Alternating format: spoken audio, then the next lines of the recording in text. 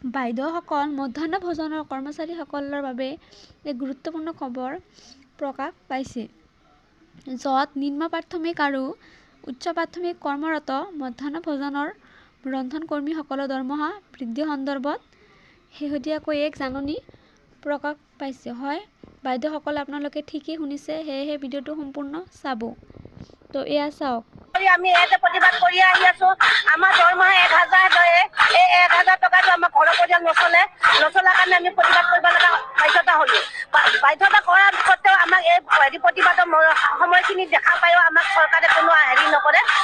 গতিকে চৰকাৰে যদি আমাক দৰমহাটো বৃদ্ধি কৰি নিদিয়ে, তেতিয়ালৈকে আমি আন্দোলন চলাই থাকিম। আৰু আমি নিউজত দেখা পাওঁ, টিভিত দেখা পাওঁ, মোবাইলত দেখা পাওঁ, আমাৰ দৰমহা বৃদ্ধি কৰাই দিছে। আমাক প্ৰতিবাদ কৰিবৰ কাৰণে আমাৰ বাধ্যতা কৰাইছে। আমি বাধ্যতা নামানো। আমি বাধ্যতা নকৰি আমি আজি ওলাই আহিছো।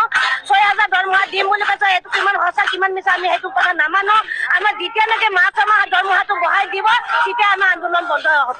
যদি আমাৰ মাৰ্চ মাহৰ ভিতৰত যদি আন্দোলন দৰমহা বঢ়াই নিদিয়ে, তেতিয়াহ'লে আমি অনাগত দিনলৈকে আমি আন্দোলন চলাই থাকিম।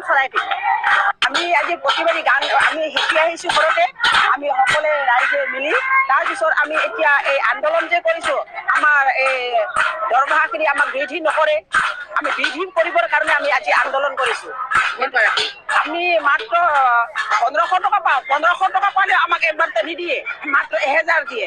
6 মাহ 7 মাহৰ পিছত আৰু সেই 500টো কেতিয়াবা 1000 দিয়ে, কেতিয়াবা 1500 দিয়ে।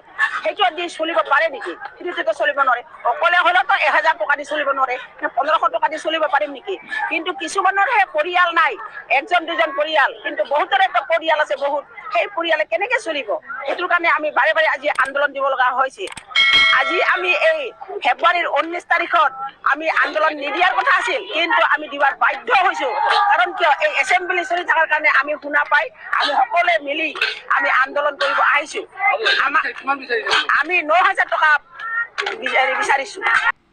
তো বাইদেউসকল, ভিডিঅ'টো ইমানেই আছিল। সেয়েহে মধ্যাহ্ন ভোজনৰ কৰ্মীৰ প্ৰতিটো শেহতীয়া খবৰৰ বাবে লাইক এটা দি চেনেলটো ছাবস্ক্ৰাইব কৰিবলৈ নাপাহৰিব। ভিডিঅ'টো চোৱাৰ বাবে ধন্যবাদ।